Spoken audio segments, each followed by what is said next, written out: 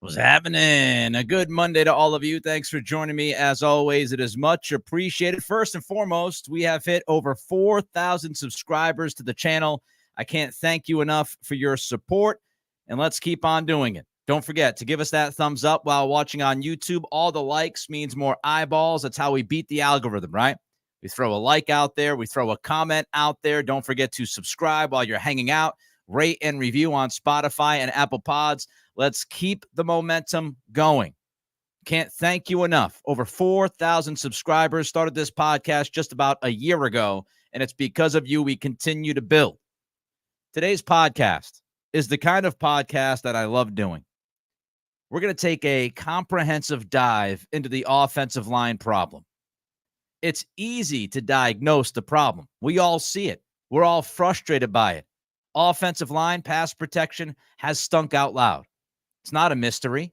It's easy to diagnose the problem. But what is more difficult is to find the solution. I hear a lot of people talking about the problem of the offensive line.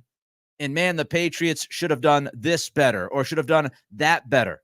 But in reality, what were the options? Were there good options? I want to dive into that. And I want to take a look at the solution. I have one rule before we get started. It's a simple rule. If you're going to be frustrated, understandably so, and you're going to complain about the current state of the offensive line, and you want to rip apart Eliot Wolf, that's fine. But here's the rule. You've got to tell me what you would have done. This isn't a situation where you just rip this guy, rip that guy, and then just, hey, he should have done a better job. Well, what would you have done? What should he have done? That's the question. And if you don't have an answer for that, then I'm not going to listen to too much from you or anyone else. So let's get into it. When we look at the offensive line, the question is, how did we get here? That's where you begin, right? How in the world did we get to a point where this offensive line has been as bad as it's been this year? How in the world was the offensive line as bad as it was last year through the first 6, 7, 8 weeks of the season? How did we get here? Well, let's go back. Hot tub time machine. Let's go back and see what could have been done, what should have been done. Let's go to the past. You have to know where you've been before you know where you're going. So how do we get to this offensive line situation? Let's start in 2018. I'm going to go through this part pretty quickly. 2018, the Patriots used the first-round pick on Isaiah Wynn. That was a miss. In 2019, they used a third-round pick at offensive tackle. That was Yadni Kajust. That was a miss. In 2020, they took a flyer on Justin Haran in the 6th round. Sort of kind of a hit somewhat because he was a 6th-round pick, but he was not going to be a starting tackle for you at really any point.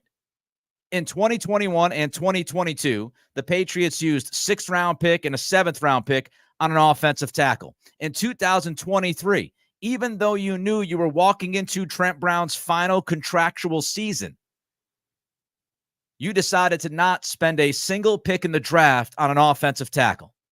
So when you take 2018 to 2023 and you look at just the offensive tackle position and what you did during the draft, the Patriots, from 2018 through the 2023 draft, they drafted 2 offensive tackles in the first 3 rounds of the draft. 2. Isaiah Wynn and Kajust. From 2020, so you go through 2020, 2021, 2022, 2023, not a single tackle prospect drafted in the top 3 rounds. Now, I've gone through this before. 20 of the 32 starting left tackles week 1 this season were drafted in the 1st round. The best way you can find the tackle of the future is drafting that tackle of the future in the 1st round. Patriots spent 1 first-round pick on a tackle. It was Wynn back in 2018, and it was a miss. He wasn't good enough. 2 offensive tackles drafted in the top 3 rounds in the 18, 19, 20, 21, 22, 23 draft. You had 6 drafts to try to address offensive tackle. You used only 2 picks in the top 3 rounds to look at that position, and you swung and missed on both. Massive, massive miss. An irresponsible draft approach given the situation, right? You had an older quarterback in Tom Brady back in 2018 when you drafted Wynn. Seemed like a good idea. Then Wynn fell off a cliff. And then you just decided to not throw draft resources towards the tackle position. We'll get to free agency in a minute. But an irresponsible draft approach for 6 years, especially the final 4 years, 2020 through the 2023 draft, you just decided to ignore tackle. That's irresponsible as a franchise. Let's look at free agency. In 2018, the Patriots re-signed LaAdrian Waddle, and they signed Matt Tobin. Okay, whoopity-doo. 2019, they lost Waddle, and they lost Trent Brown. In 2019, they signed somebody by the name of Cedric Lang. Don't remember him. In 2020, they re-signed Jermaine Illuminor.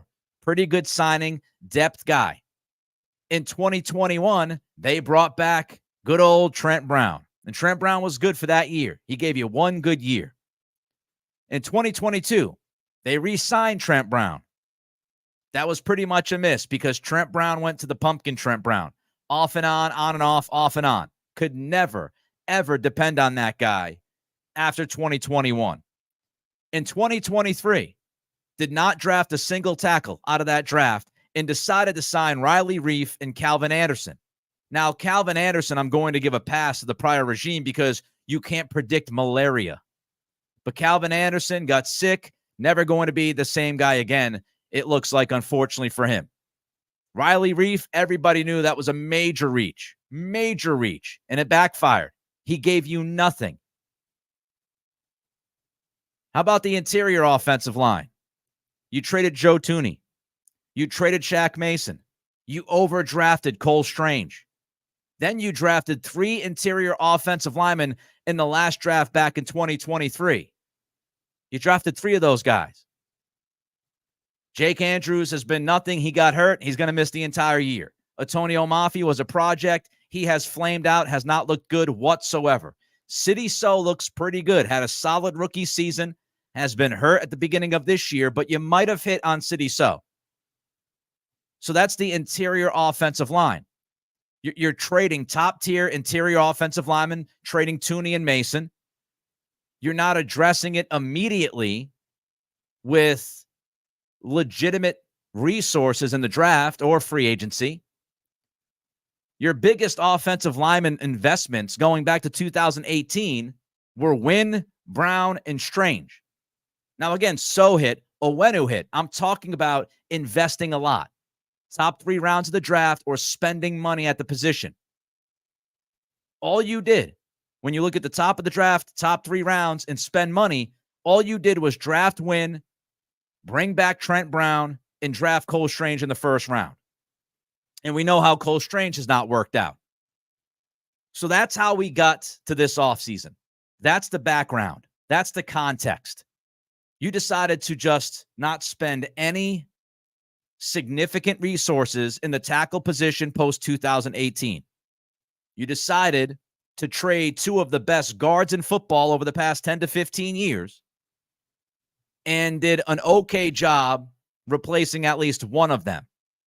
Then you overdrafted Cole Strange because you traded Joe Thuney, Shaq Mason, and didn't do a good enough job in replacing either of those guys early on after their departure. That's how we got to this offseason. Now, I'm going to get to this offseason and Eliot Wolf because I know a lot of you are upset with Eliot Wolf. A lot of you are pissed. I'll get to that in a minute. What could they have done this offseason? What could they have done differently? Did Eliot Wolf screw things up? Before I get to that, again, take a second of your time. Doesn't cost you any money. Doesn't take an hour to do. Just click that thumbs up button as you watch us on YouTube. That helps slap the algorithm in the face. So don't forget to like the YouTube channel. Don't forget to like this video. Don't forget to throw a comment in. Do you agree? Do you disagree with me? Don't forget those comments. That's another way that we create the quote-unquote engagement for the YouTube world. Subscribe. We have reached over 4,000 subscribers, hit our goal as we get ready for week 4. The next goal is obvious. It's 4,500. So continue to subscribe, continue to tell friends, family, fellow Patriots fans, and rate and review on Spotify and Apple Pods. All right, let's look at Eliot Wolf and what he did and what options he actually had. I've heard a lot of this. I've heard a lot of it on the radio. I've heard a lot of it on TV. I have certainly seen a ton of this on Twitter. Eliot Wolf should have signed someone better than Chuks Okorafor. Eliot Wolf should have moved up in the draft. He should have done this. He should have done that. All right, let's start with Chuks Okorafor because that was the first signing that Eliot Wolf went out and did. He tried to address the tackle position by quickly signing Okorafor. Was there somebody instead of Okorafor he could have signed? Let's go down the list. And I know feelings. I understand people's feelings. I'm frustrated by the offensive line. I'm not talking about feelings today. I'm not dealing with feelings. I'm dealing with facts. So let's look at what the Patriots had as options in free agency going back in March. They signed Chuks Okorafor. Here were the top 9 offensive tackles according to Pro Football Focus. I'll give you the top 9 names, and I'll fill in the blanks as far as what they've done since they were signed. Tyron Smith. He was not coming here, folks. He's in his 30s. He has a long injury history. He was leaving a playoff team in Dallas. He was not going to join a 4-win team with a questionable quarterback situation. Nobody knew who was going to be the quarterback outside of Jacoby Brissett back in March when these guys were signing. Tyron Smith wanted to play with Aaron Rodgers. He wanted to play for the Jets because they are a playoff contender. He was not coming here, so you can wipe Tyron Smith off the list. The number 2 tackle, according to Pro Football Focus last offseason, was Trent Brown. Was anybody clamoring to bring Trent Brown back? I wasn't. I know the vast majority of you were not wanting Trent Brown back. Again, lack of hustle, lack of work ethic, seemed like he had an issue with the team. It wasn't good. The bridge was burnt. He was gone. By the way, for Cincinnati this year, he's playing right tackle, not left tackle, and he hasn't been good. Pro Football Focus, his grade is 61.7. So that was your second shot. This might surprise many of you. You know who was listed 3rd, according to Pro Football Focus, as the best free agent tackle in the market? That would be Mike Onwenu. I think we know what happened with Mike. He was brought back. Then you look at somebody like Mekhi Becton. He was signed late in free agency. Teams were not interested in him at playing tackle. He signed with Philadelphia very late in the process, and he is currently playing guard, not tackle. Then you can look at Jonah Williams. I had Jonah Williams on my list. In my offseason plan, I signed Jonah Williams to a 2-year deal. You know what? That would have backfired. Jonah Williams was not good last year in Cincinnati. He was moved to the right side. He signed with Arizona this offseason. He did not have a good camp. He has an injury history with his knees, and guess what? He injured his knee. He's been placed on IR. He's hurt after having a pretty bad camp. So Jonah Williams wasn't great. Jermaine Illuminor is somebody that I actually had on my plan. I signed Jermaine Illuminor as the swing tackle in my offseason plan. Well, guess what? That wouldn't have been a great idea. Illuminor is playing right tackle for the Giants, and his Pro Football Focus grade is 54.3. He hasn't been very good. Donovan Smith, he remains unsigned. I would say that's a red flag. Offensive line play across the NFL is not good. Tackle play is not good. It's really difficult to find guys to fill that position. If you are still unsigned in late September, that tells me the rest of the NFL has weighed in and said, thanks, but no thanks. We don't want you. Donovan Smith's out there. You want to sign him? He's out there. Nobody has signed him. I think there's a reason for that. Now, if you had injuries, and these injuries were long-term, if Vidarian Lowe is going to miss a long time, if Caden Wallace is going to miss a long time, then maybe you entertain bringing those guys in. I wouldn't hate signing one of those older guys on a flyer, but Donovan Smith has not been signed yet. I think that tells us where the league is. They don't believe these guys can play anymore. And a number of them are not healthy, or at least weren't healthy the last time we saw him. So Donovan Smith still unsigned. George Fant is the next on the list. Right tackle, 32 years old. He's hurt. He was just placed on IR by Seattle. Cam Fleming, still unsigned. Red flag. Then we get to some of the other names, right? DJ Humphries, Charles Leno, David Bakhtiari. All of those guys remain unsigned. Again, the league has spoken. And the league is telling us that they don't believe those older, injured tackles are worth signing. If you have a bunch of injuries, maybe. So the reality of free agency was that there weren't really any good options. I just gave you 14, 15 names. Did any of them jump out at you? None of them have worked out. The only guy that's worked out is Tyron Smith. Again, I'm not dealing with feelings today. I'm dealing with facts. Factually speaking, offensive line, offensive tackle, and free agency was a disaster this past year. Michael Wenu was ranked third on the list, and you brought him back. As far as Chuks leaving was completely unpredictable. I'm pretty sure that Eliot Wolf, if he knew Chuks Okorafor was going to have a mental health situation and challenge and was going to leave the team before week 3, he would not have signed Chuks Okorafor. Some things just happen. You can't predict everything. That is one of those things. But again, if you signed somebody else that would have been in the spot of Okorafor, they would have been just a body.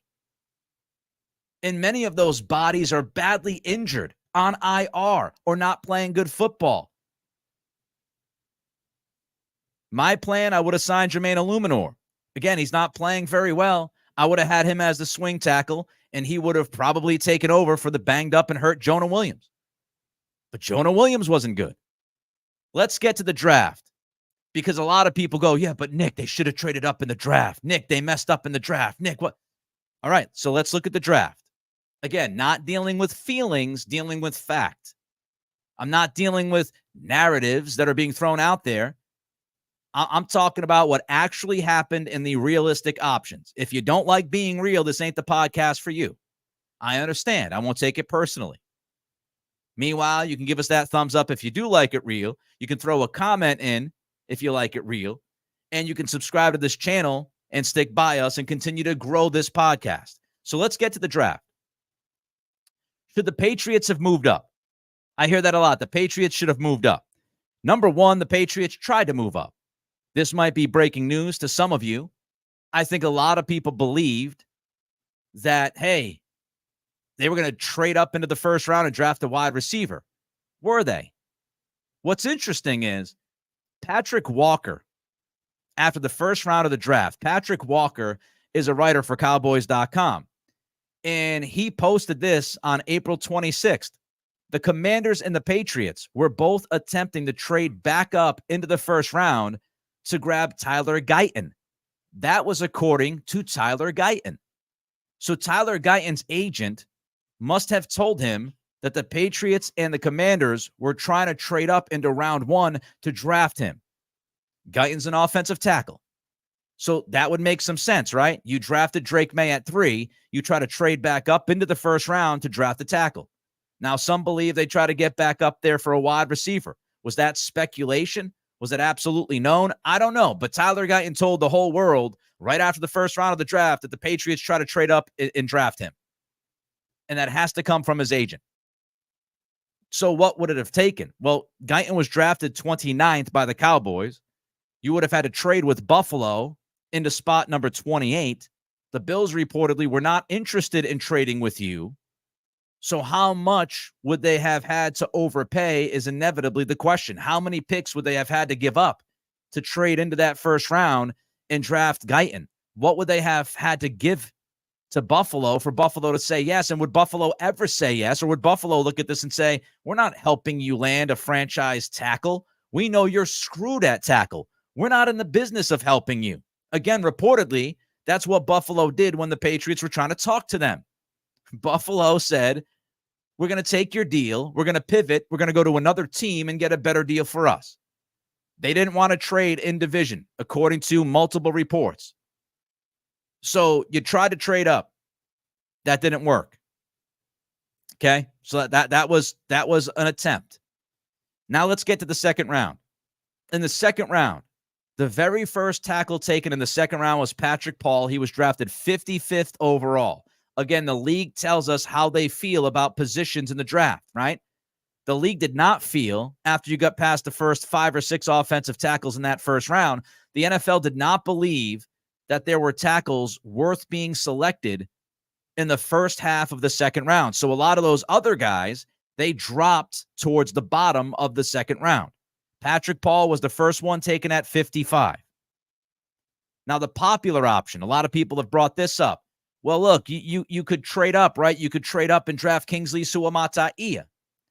In full transparency, I am here to tell you that I had the Patriots drafting Suamataia 34th overall in my mock draft right before the draft. So I was in on Suamataia. The Patriots, they could have traded the pick that was Caden Wallace. They could have swapped that pick, and it would have cost them likely Javon Baker's pick. I think it was pick 110 in the fourth round. So inevitably, the question is, should the Patriots have traded the Caden Wallace pick, which was a swap, along with the Javon Baker pick to move up and draft Kingsley Suamataia? Let's look at Suamataia along with other draft options. Again, we're not dealing with feelings today. We're dealing with facts. Here's the offensive tackles.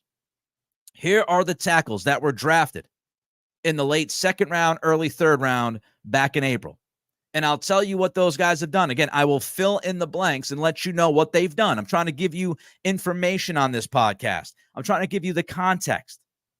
So when you're frustrated like I am watching this offensive line play out and you put the radio on or you put the TV on and the only thing that you see is they should have signed somebody else. They should have drafted somebody else.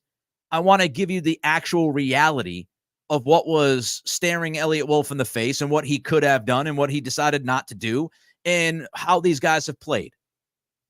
I think that's the fair thing to do. Call me crazy. So Patrick Paul was drafted 55th. He was the first tackle taken in the second round.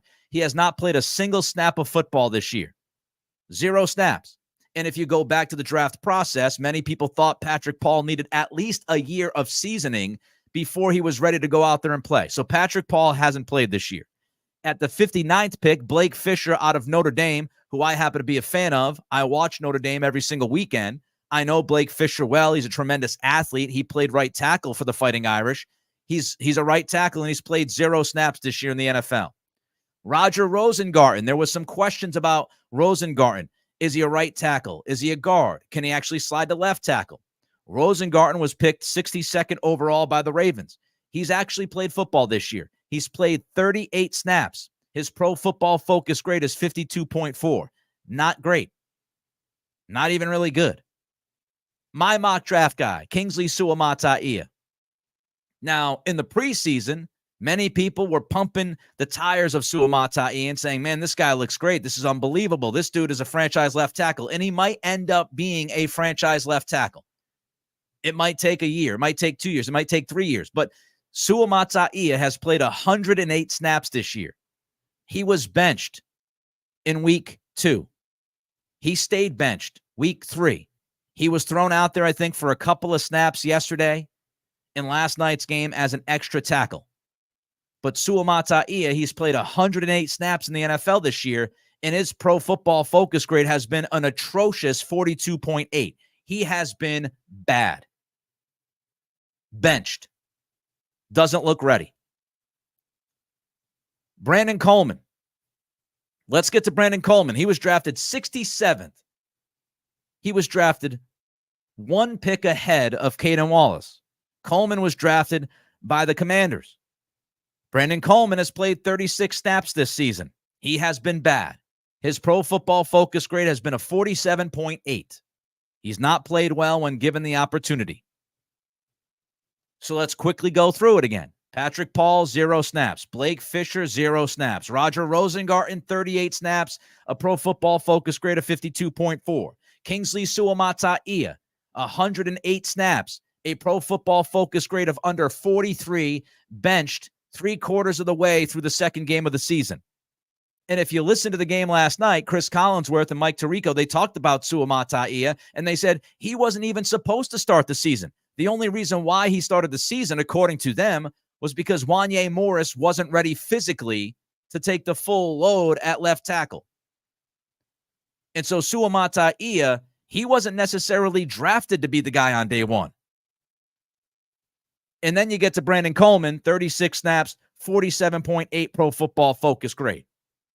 So far, Every single solitary tackle starting in the second round that was taken before Caden Wallace has either not played football this year or they have not been good playing football this year.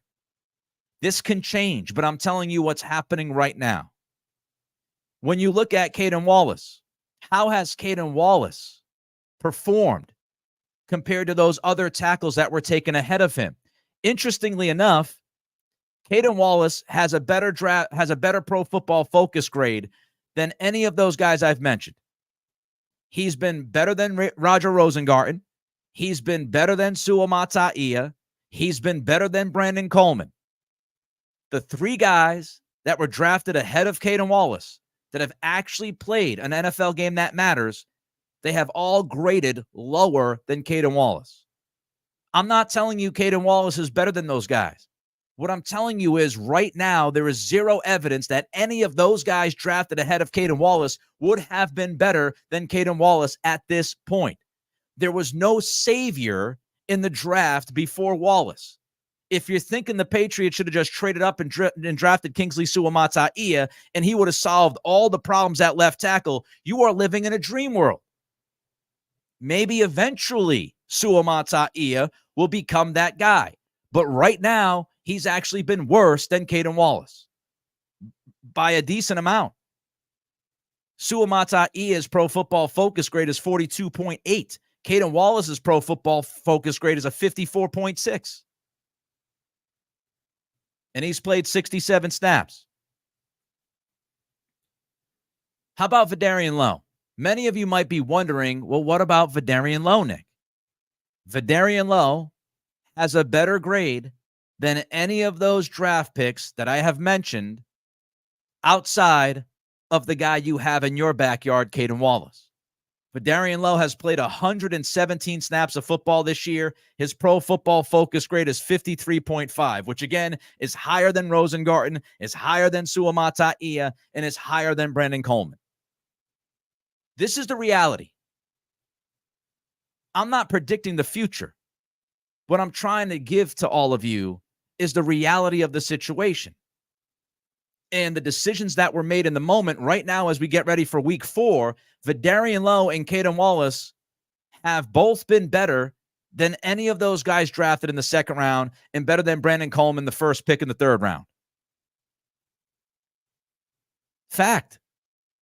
I'm sorry if that goes against your feelings or your narrative. But that's what's happened so far. That's where we are at. Now, you could certainly argue and say, Nick, how about Patrick Paul and the guys that haven't played? Those guys could end up being better.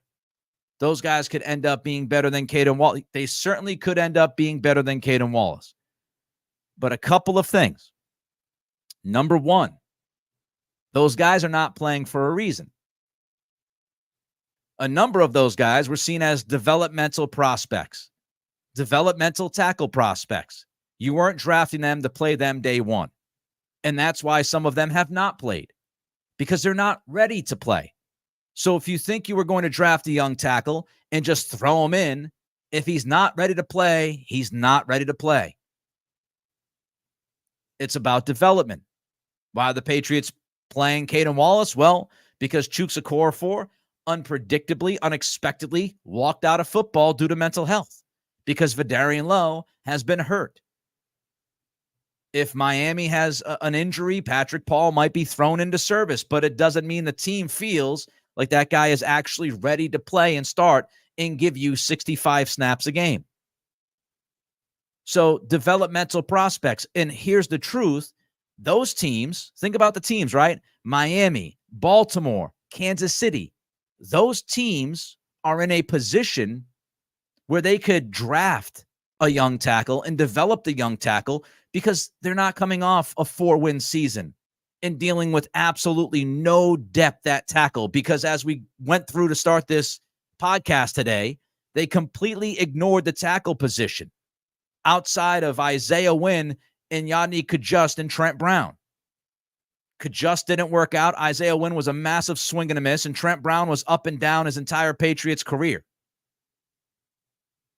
Those other teams invested leading into the draft in April. They invested draft picks. They invested money on their offensive line. Kansas City traded for Joe Thuney. That's the difference. Those teams are afforded time to develop the young tackles because they're in a much better position than the Patriots are. And they were in a much better position back in April than the Patriots were. So you didn't have to give up a pick to move up to play a guy who's been worse than Fedarian Lowe. So far. You would have traded up for Kingsley Suamataia, and I guess people think that he would start right away. Maybe that's not the case because he was so bad the first couple weeks. Maybe you would have drafted Suamataia, and he would have been in the same exact situation as Caden Wallace. And he might end up being better than Caden Wallace down the road, but I don't think he would have saved 2024, and all of a sudden we see a major change and shift on the offensive line. Realistically speaking, I don't think that would be the case. Some of you might be saying, Nick, you're just holding the water of Eliot Wolf. Again, I'm not into feelings, I'm into facts. If Eliot Wolf ends up making a bad decision, I will be right here telling you that was a bad decision. I disagree with Eliot Wolf's decision to not sign a veteran quarterback to put him on the practice squad to help have insurance just in case the offensive line continues to be terrible and somebody gets hurt like a Jacoby Brissett, and instead of throwing Drake May out there behind an offensive line that's been a 5-alarm fire, you can go to a veteran quarterback. I disagree with many things. Last podcast, I ripped apart Alex Van Pelt, DeMarcus Covington, and Gerard Mayo, all in the same podcast. This isn't about holding water. This is about somebody being handed a crap sandwich and trying to make the most of it, but looking around and realizing that there's really no great answer given the options that you have. The truth is this. The moment the Patriots drafted Drake May, the moment the Patriots decided to draft Drake May 3rd overall, which is a decision that I agree with. We went through it, not going to go through it again. You can check out the old podcasts. But the moment they decided to draft Drake May 3rd overall was the moment that they decided it was going to be incredibly difficult at tackle in 2024. No matter what Eliot Wolf told you, Eliot Wolf is not going to go out there and tell you the truth. He's not going to be honest. It's not his job. He's going to tell you he feels like the offensive line's good. He's going to tell you he feels like he has NFL players on this team because he's not going to go out there and throw his entire team under the bus. What GM is going to go out there and say, you know what? I think we suck at offensive tackle. These guys can't play. Before a single game that matters, do you expect any coach or any GM to go out there to the media and say to them, yeah, we're not good in the offensive line. We're not good at tackle. Now, during the season, you can say that we got to be better. We got to do this. We got to do that. But before the season, you're going to throw the guys under the bus before you play a game that even matters? Nobody's going to do that. But the moment they decided to draft Drake May at 3 was the moment that it was going to be incredibly difficult to find a legitimate option that was going to be a very good option at left tackle. That's just the reality of it. They picked May over the tackle. That was the decision. It was Joe Alt or Drake May. That was the decision. And if you disagree with the decision, cool. Then we can have that conversation. I don't disagree with the decision. I think drafting Drake May was the right move. But that was the decision.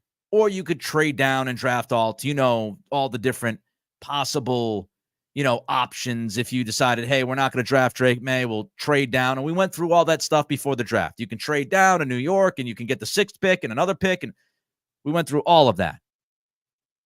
The fact is that there were limited options in free agency. The guys that were drafted ahead of Caden Wallace, after you try to trade back into the first round, according to Tyler Guyton, to draft Tyler Guyton, and Buffalo wouldn't deal with you, out of all the guys you had listed, none of them have been better than Caden Wallace. So that's the fact. When we sit here and we talk about, well, Eliot Wolf should have signed somebody better, tell me who. We literally just went through the names. When you tell me he should have traded up in the draft and drafted somebody else in the 2nd round, tell me who. We just went through the names, and I gave you the analytical information and statistics that would tell you that none of those guys have been very good. All right, don't forget to, we'll continue with this because I want to talk about what the Patriots are going to do moving forward. Don't forget to give us that thumbs up if you like the content on this podcast. If you like this channel, if you love this channel, give us a thumbs up on this video. That's how we beat the algorithm. You can also throw a comment in. I see a lot of your comments rolling in. You can throw a super chat in here if you want to jump to the front of the line. You can throw a super chat in to help us financially as well. But don't forget to like, comment, and subscribe. Subscribe and get notified. We're over 4,000 subscribers now on this channel. We continue to grow thanks to all of you. So don't forget to do that. If you're listening on Spotify, Apple Pods, rate and review. All right, I'm going to look towards the future here with the offensive line and also really the present and what the rest of this year could look like. But first, Casey Reed, thank you for the $10 super chat. It is very much appreciated. Always appreciate any super chat that gets sent. So, Casey, thank you. That kind of stuff means the world to me. All right. So let's look at right now. We just went through the history. We went through this offseason and why the decisions were made and what other decisions you could have made. And now let's look at the present and the future. This offensive line needs to get healthy. Captain Obvious just walked into the room. He took a seat behind this microphone and he told you that. This offensive line needs to get healthy. Doesn't mean the offensive line is going to be great healthy. No, but the offensive line would be better if they could get healthy. Think about the offensive line in camp before the season kicked off. There was a string of like 10 to 11 practices, and it seemed like the Patriots had their offensive line figured out as far as who they wanted to start, right? Left tackle was Vidarian Lowe. He's been injured in and out of the lineup. Left guard was Sidy Sow. He's been out all year. David Andrews, center. Mike Onwenu was playing right guard during that stretch of 10 or 11 practices.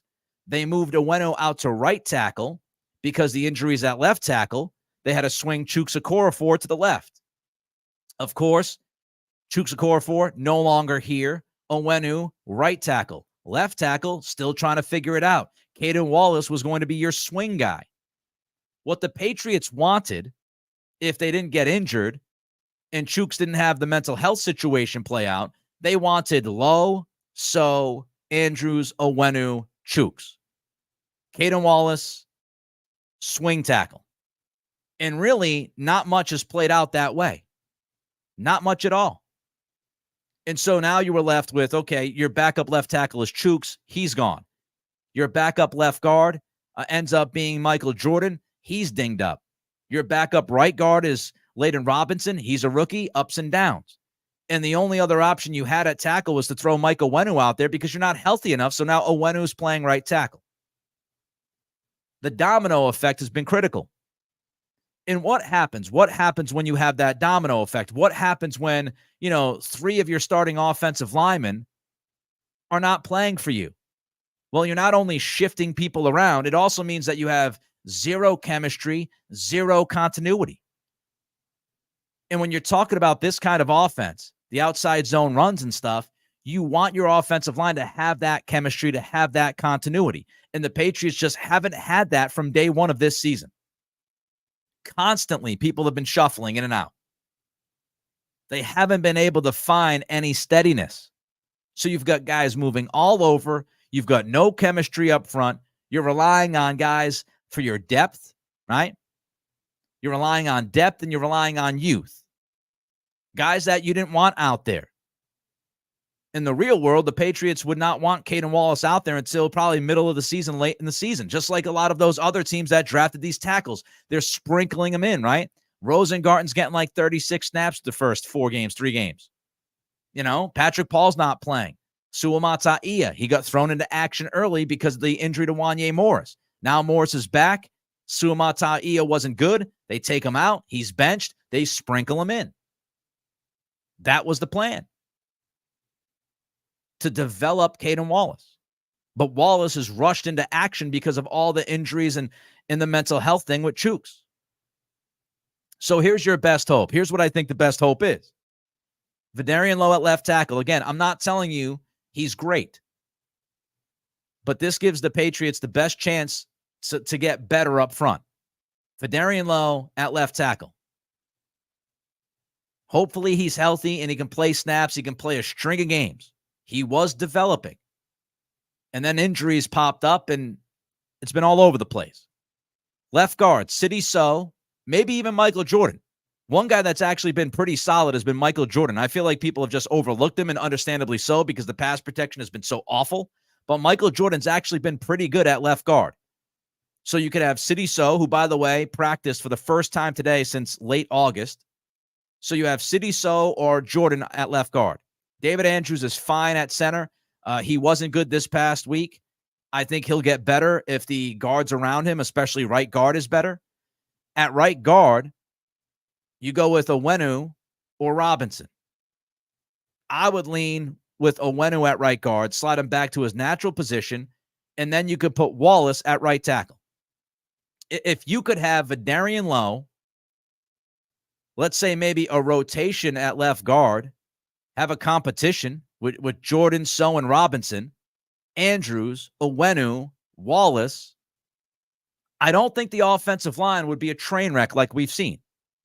Would it be great? No. But I don't think it would be the train wreck. If they could get healthy by week 5 or 6, I do think they could play better up front. Because it's been awful the first 3 weeks. Now, the news today again, Sidney So back at practice for the first time since late August. Fedarian Lowe limited. Gerard Mayo said they don't really have a great idea as far as a timeline for Fedarian Lowe, so he was limited today. We'll see if he can get back out there against San Francisco on Sunday. So, Nick. What do you do now? How do you handle the offensive line going into the future? Here's the news that I think many of us have to remember. Here's the news, okay? And I see this from Ricky. Let's jump to this because my guy Ricky is a big Bill Belichick apologist. Says, I don't know. You didn't make excuses when injuries happen. Ricky, context matters. Context matters, okay? Bill Belichick, we went through the history, Ricky. Did you miss the beginning of the show? If you did, rewind, go back to the beginning when we talked about how Bill Belichick absolutely screwed up over a 5-year period at addressing the tackle position. Eliot Wolf has had one offseason. One. Belichick ignored tackle for years. He overdrafted Cole Strange. He then had to scramble and draft a bunch of interior offensive linemen in 2023. And Sidney So's been okay. Mafi's been a disaster, and Andrews can't get on the field. Context matters, Ricky. I know you don't want it to matter. I know you want to try to put me in a corner and get me caught on something, but you're not going to. You are going to fail time and time again because context matters. When you sign somebody like Riley Reif, who's in his early to mid-30s and wasn't healthy, when he gets hurt, that is predictable. What is not predictable is somebody leaving due to mental health. What is not predictable is a young guy in Chuks Okorafor who started 60 games in the NFL deciding that he doesn't want to play anymore. He's got some mental health stuff going on. If this offensive line, and you're going to lead me right into my next point, if this offensive line is atrocious in year 2 of the Eliot Wolf regime, I will be here absolutely throttling and crushing Eliot Wolf. But to expect him to right the wrongs of 5 years of bad offensive line decisions in one offseason is ridiculous. The offensive line is not playing well, but this is also the offensive line that Eliot Wolf did not envision. And I just went through all the options. Bill Belichick had a lot of options, Ricky. He spent 2 picks in the top 3 rounds over 5 years on the offensive line. Go through those 5 drafts and see what kind of options he had at tackle. And then come back to me.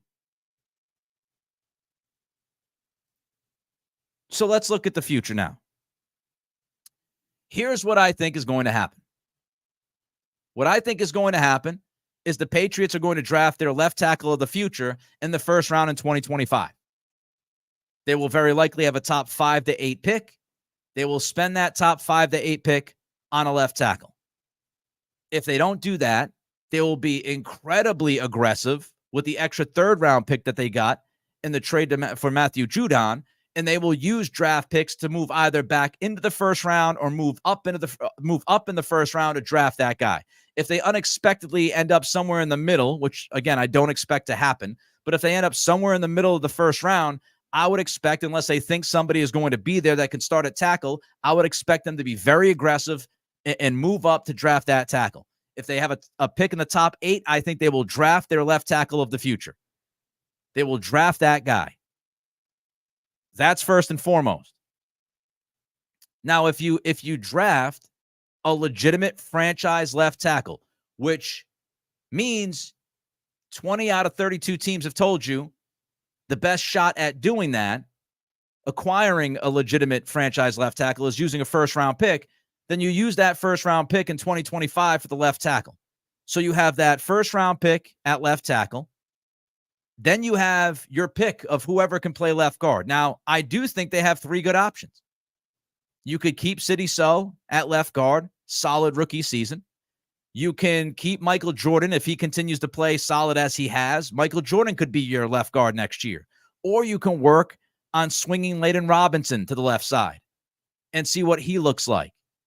So one of those 3 guys can be your left guard in 2025. At center, David Andrews is going to be out there. Now, you can certainly go out and sign a veteran center for some depth. They thought Jake Andrews would be the backup center this year. He's not, because he's injured and out for the year. So now you have Nick Leverett, who has to slide over to center and be a backup center. So I wouldn't be surprised if they address center depth next offseason, unless they feel like Jake Andrews can come back. But David Andrews will be your starting center. I believe Mike Onwenu goes back to right guard in 2025. And then at right tackle, you should have Keenan Wallace ready to be your right tackle. And you can go out and sign a swing tackle. So if a year from now, we're looking at top 8 draft pick at left tackle, let's say Sidy Sow at left guard, David Andrews center, Mike Onwenu right guard, Keenan Wallace right tackle, that would make sense. And I actually think that offensive line could be pretty good, especially if you hit on the pick at left tackle. So that's what I think you will see. You know, people love to complain, and I understand. It's frustrating. It's irritating watching this offensive line not be good and be downright awful in pass protection. I get it. I am as frustrated as you are. But this is a problem that has been years in the making.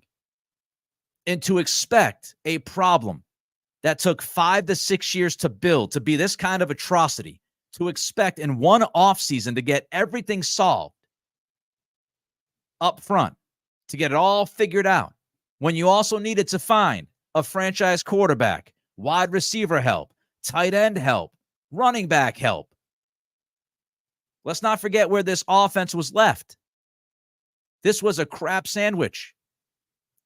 Bailey Zappi was your only quarterback on the roster. Stevenson and Harris were your only 2 running backs on the roster. Do you remember when you had Devontae Parker and Juju Smith-Schuster as your wide receiver 1 and wide receiver 2?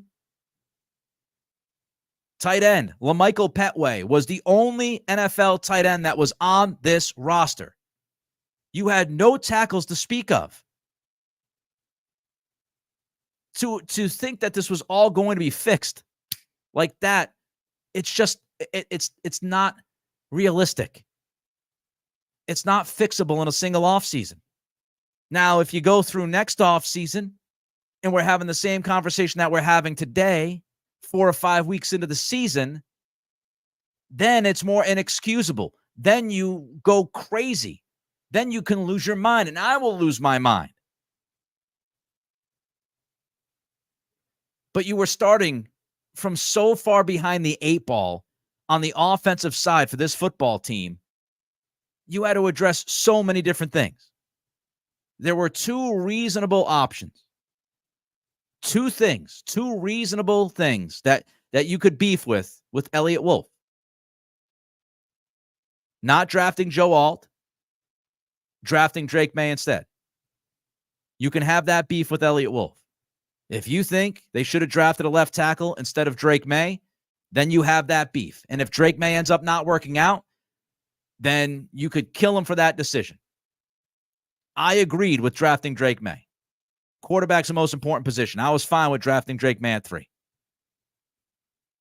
The other thing they could have done maybe was, I don't know, offer a bunch of draft picks to move up from 34 and just overwhelm Buffalo to the point where Buffalo's like, we have to make this trade because it's such a ridiculously imbalanced trade that we're going to get all these picks from the Patriots because they're desperate. So let's make that move. But of course, if you made that move, then you wouldn't have those other picks where you had to address other positions. The Patriots did not have the luxury of throwing a bunch of picks at a team to move up when they had so many holes to fill. Not dealing with feelings, dealing with facts. Don't forget to like the podcast. Give that thumbs up. Don't forget to throw a comment in, whether you agree or disagree. It's all cool. Don't forget to like, comment, and subscribe to this channel. All the subscriptions help. All the likes help. All the comments help. Even if you're saying just hello to me, the comments help. They drive engagement, as they say. Those thumbs up, they drive engagement.